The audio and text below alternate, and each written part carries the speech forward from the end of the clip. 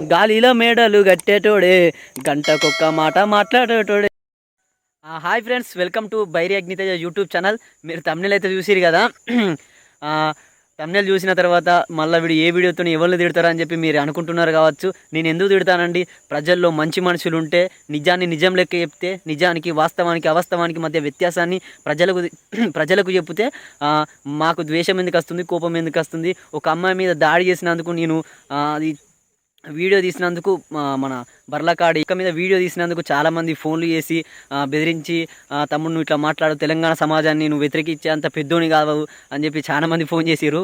Phone చేస్తే lift చేసి మాట్లాడినా, మళ్ళీ నేను లిఫ్ట్ చేయకపోతే నువ్వు భయపడ్డావు కావచ్చు, అందుకే ఫోన్ లిఫ్ట్ చేయాలని చెప్పి మీరు అందరూ అనుకుని మళ్ళీ కింద కామెంట్లో పెడతారు. సరే, ఏదేమైనప్పుడు కూడా అయితే నా తప్పులేంది నేను ఎందుకు భయపడాలి? ఫస్ట్ ఈ సమాజంలో నా తప్పులు ఎందుకు నేను ఎందుకు భయపడాలి? వేరేటోనికి ఎందుకు తల వంచాలి? నేను ఎవని కాళ్ళ కన్నో ఎందుకు బతకాలి? ఎవని గేటు కన్నో ఎందుకు బానిస లెక్క నేను కుక్క లెక్క ఉండాలి? అందుకే నేను ఒక పాట పడితే ఎప్పటికీ ప్రతిసారి, దొరల గేటు ముందు కాడి కావాలి మన కుక్కలు, జాతిని కట్టు పెట్టి బ్రతికే గుంట నక్కలు, కుక్కకు బొక్కేసినట్టుగా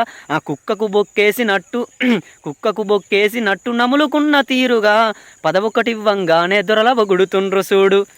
అంతేనా కదా? నేను చెప్పింది ఖచ్చితంగా నేను నిజం లెక్కనే చెప్తాను కాబట్టి ఫ్రెండ్స్, ఒకనికి ఎందుకు భయపడాలి? అయితే నాకు జరిగిన సంఘటన చెప్తాను.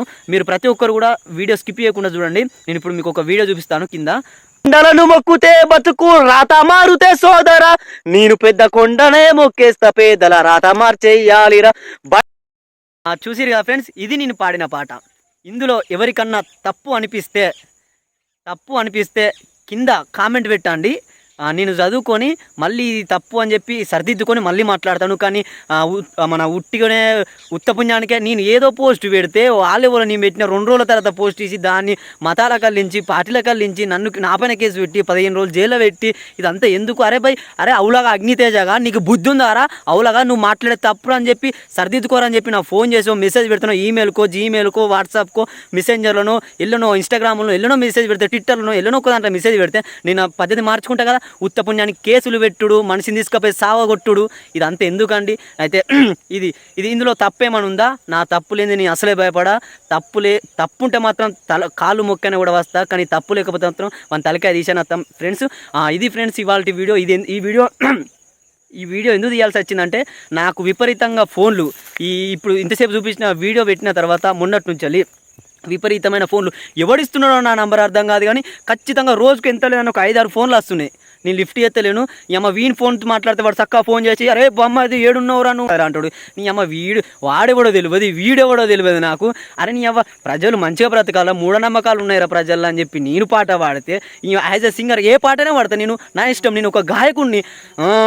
అందరి బంధువయ్యా భద్రాచల రామయ్య, ఆదుకునే ప్రభువయ్యా మా అయోధ్య రామయ్య, చేయూతనిచ్చేవాడయ్యా మా సీతారామయ్య, కోరికలు తీర్చేవాడయ్యా కోదండరామయ్య, అందరి బంధువయ్యా భద్రాచల రామయ్య, తెల్లవారితే చక్రవర్తివై రాజ్యమునేలే రామయ్య, తండ్రి మాటకై అడవుల కదిలి. సరే, ఈ పాట పక్కన పెట్టుకుంటే మాత్రం ఒక గాయకుడుగా నేను ఏ పాటైనా పాడవచ్చు. అది నా స్వేచ్ఛ. భారత రాజ్యాంగంలో మనిషికి స్వేచ్ఛ ఉన్నది కాబట్టి నేను ఏ పాటైనా పాడచ్చు. మీరు ఫోన్లు చేసి బెదిరించి నేను చంపుతాం రా, నేను ఓడుతాం రా, ఎవడు నీ చేతులకు ఏమైనా గాజులేసుకొని ఉన్నారా బాయ్? నేను ఏమైనా చేతులకు గాజులేసుకున్నాను? లొట్టపేసి మీరు వచ్చి కొట్టి చంపుతే బెదిరిస్తా అని చెప్తే ఎవడు రేపు ఉత్తా ఉన్నాడు? ఎప్పుడు ఎవరు వెనుక బ్యాక్గ్రౌండ్ లేదు. ఫ్రెండ్స్, నా తప్పు లేని మాత్రం నేను అస్సలే భయపడను. ఎవడైనా సరే నా తప్పు చూపించి, అరే భయ్ అగ్నితేజ నువ్వు తప్పు చేసినవరా భయ్ అని చెప్పి నా చూపించాలనుకో, నీకు ఖచ్చితంగా నా పద్ధతి మార్చుకొని ఇంకోసారి మంచిగా మాట్లాడడానికి ప్రయత్నం చేస్తా. కానీ నువ్వు చేసిన తప్పు అని చెప్పి తీసుకుపోయి నువ్వేమనుకో చూపించి, నువ్వు ఫోన్లు చేపించి బెదిరితే ఎవడు భయపడతాడు భయ్?